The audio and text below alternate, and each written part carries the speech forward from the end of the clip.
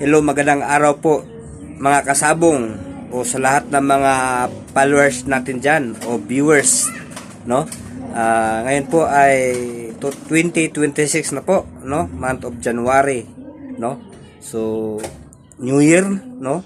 New beginning, new hope, new opportunity, no? So ngayon ay karamihan sa atin, no? Mayroon pong mga New Year resolution, 'di ba? So at saka marami po ako nakikitang mga video, yung mga mindset, no?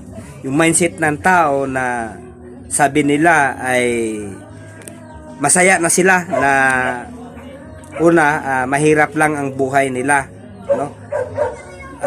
Marami nagsabi na okay na sila, no? Marami nagsabi na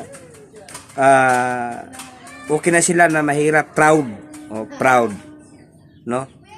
So guys, ngayon po ay 2026 na.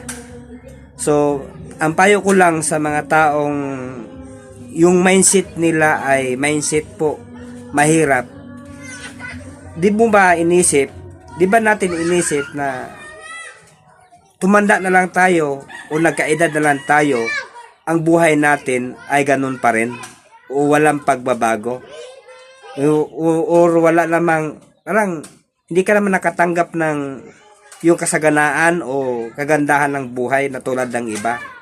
So bakit kaya?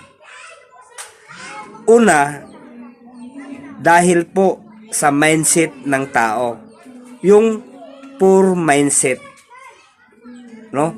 Kaya payo ko sa mga viewers, followers, no, mga content creators, walain na natin yung itapo natin yan, yung poor mindset.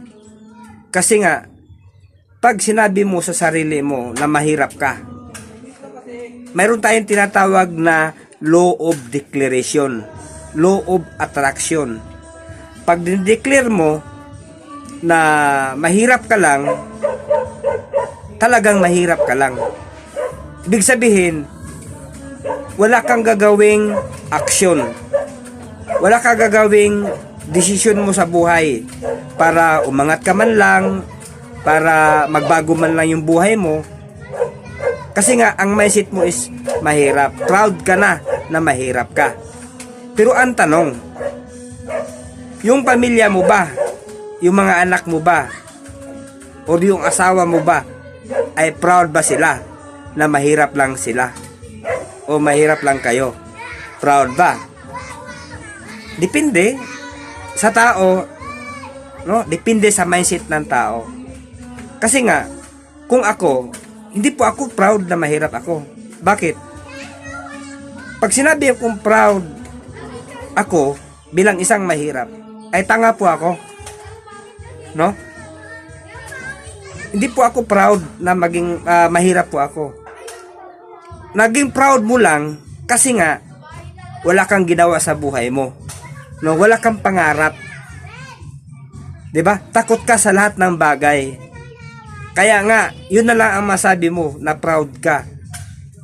Pero deep inside, yung katotohanan, napakahirap maging mahirap.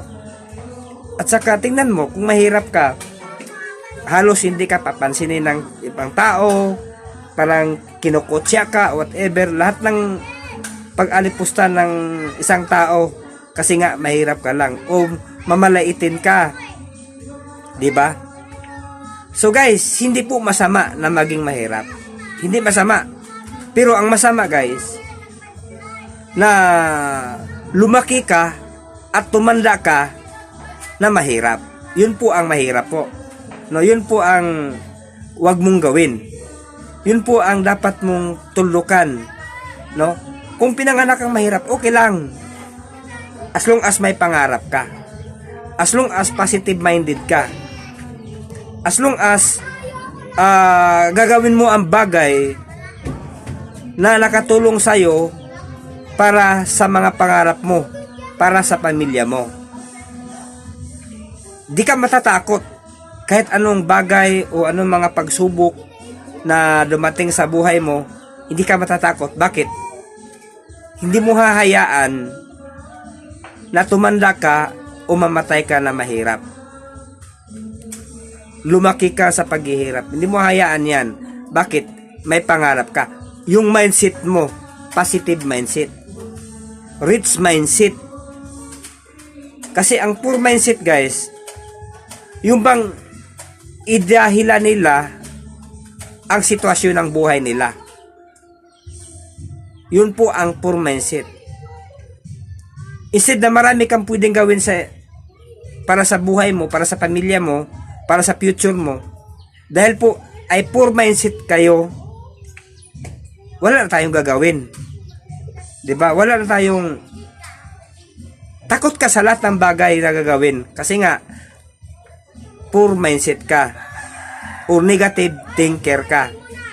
Kaya dapat, guys, dapat tayo po ay positive thinker tayo. Dapat rich mindset ka. Dapat i-declare mo na mayaman ka. No? Dapat i-declare mo na magandang buhay mo. Hindi yung i-declare mo ang hirap ng buhay ko. 'Di ba? Kaya nga may new year may good morning 'di ba? Kasi new beginning 'yan New hope, new opportunity. Kaya kung ikaw dreamers,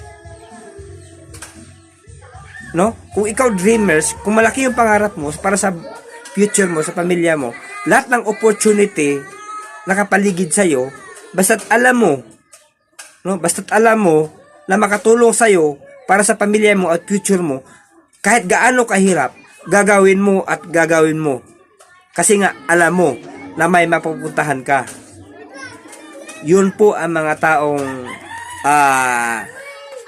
positive mindset o rich mindset. 'Di ba? So mali po yung mindset natin na yung bang proud ka na mahirap ka. Ako never po ako maging proud na mahirap po ako. Kasi nga ibig sabihin duwag ako o tanga ako. Tama? Kasi nga una wala akong ginagawa. 'Di ba?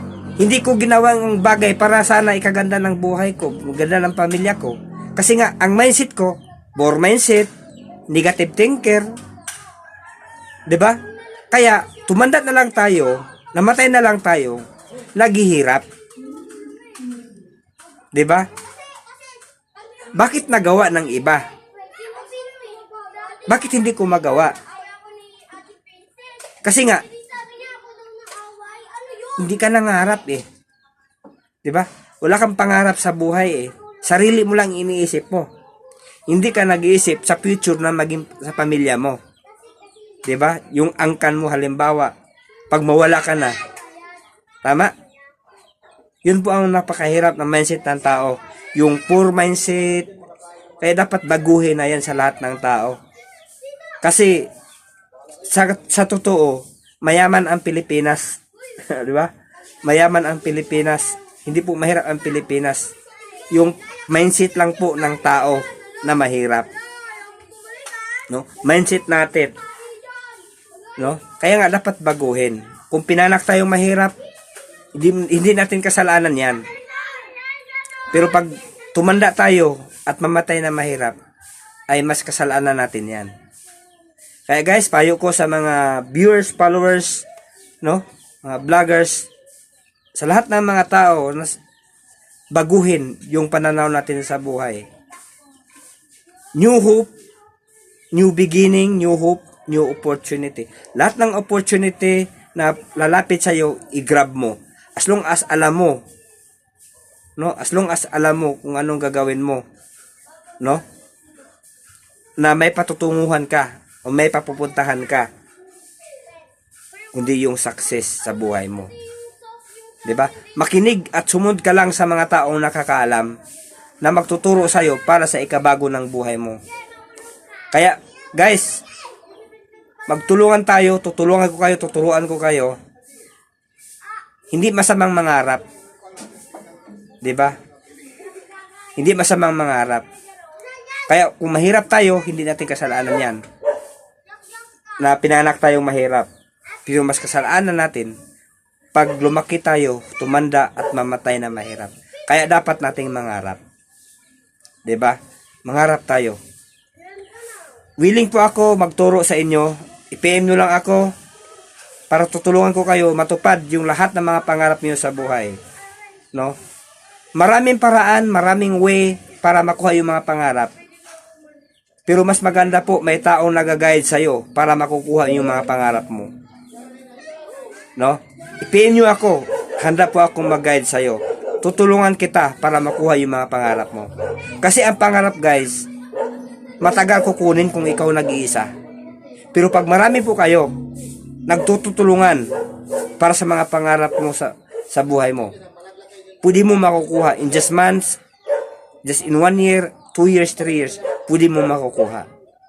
Kasi nga, marami po kayo nagtutulungan para sa mga pangarap nyo. Kaya yun po ang ituturo ko sa inyo. I-PM nyo ako para this year, masaya ang Pasko, masaya ang New Year, no? Kaya dapat maging handa tayo. Ngayon pa lang, gagawin na natin. Ngayon pa lang. Para handa tayo sa pagdating ng panahon. Sa Pasko o sa New Year. O kahit anong okasyon sa pamilya natin. Hindi ka mamroblema sa budget. Bakit? Ngayon pa lang, ginawa mo na ang bagay na kumikita ka na ikabago ng buhay mo at para sa pamilya mo, future mo. So yun lang guys, no, mahaba na yung video natin, no? At marami pa tayong